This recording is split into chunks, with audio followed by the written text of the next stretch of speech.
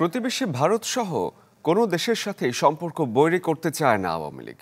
বিশ্ব রাজনীতির প্রেক্ষাপটে ভারতের নয়া সরকারের সাথে সম্পর্কে আরও সৌহার্দ্যের নতুন দিগন্ত খুলে দেবে বলে মনে করে ক্ষমতাসীন দল।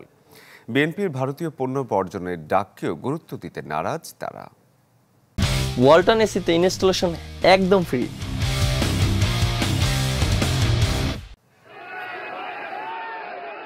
সম্প্রতি ভারতের লোকসভা নির্বাচনে জয়ী হয়ে টানা তৃতীয়বারের মতো দিল্লির মসনদে নরেন্দ্র মোদী। মোদীর শপথ গ্রহণ অনুষ্ঠানে যোগ দিয়ে প্রধানমন্ত্রী শেখ হাসিনা সৌজন্য সাক্ষাৎ করেন পুরনো মিত্র কংগ্রেসের নেতাদের সাথেও। এতে বিজেপি সরকারের সাথে বাংলাদেশের সম্পর্ক খারাপ হতে পারে এমন কথাই চাউর হয়েছে রাজনৈতিক মহলে। তবে এমন আশঙ্কাকে উড়িয়ে দিলেন আওয়ামী লীগের সিনিয়র নেতারা। বিএনপি নামক দলটি না পারে এমন কোনো কিছু নেই। এই দলটি গিয়ে পায়ের উপর হয়ে পড়েছে।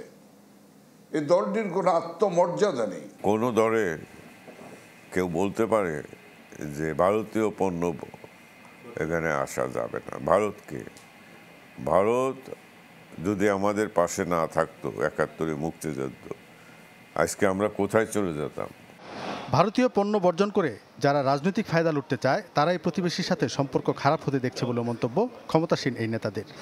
বর্তমান প্রজন্মর চিন্তা চেতনা এখন অনেক আধুনিক হয়েছে। কাজে আজকের দিনে প্রতিবেশীর সঙ্গে সুসম্পর্ক রেখে এগিয়ে যাওয়াটাই আজকের প্রজন্ম সবচেয়ে গুরুত্ব দেয়। মানুষের মানসিক পরিবর্তন হয়েছে আন্তর্জাতিক প্রেক্ষাপটে। এখনও সবাই চায় ডেমোক্রেটিক গভর্নমেন্ট আসুক, এখন আর কোনো অনির্বাচিত সরকার ক্ষমতা আসুক, এটা চায় না। বাংলাদেশের স্বাধীনতা সংগ্রামে প্রতিবেশী ভারতের অবদানের কথা স্মরণ করে বিরোধীদের কৃতজ্ঞ থাকার পরামর্শ দেন আওয়ামী লীগের এই দুই নেতা। তারা এখনও তো বাংলাদেশকে মেনে নিতে পারেনি।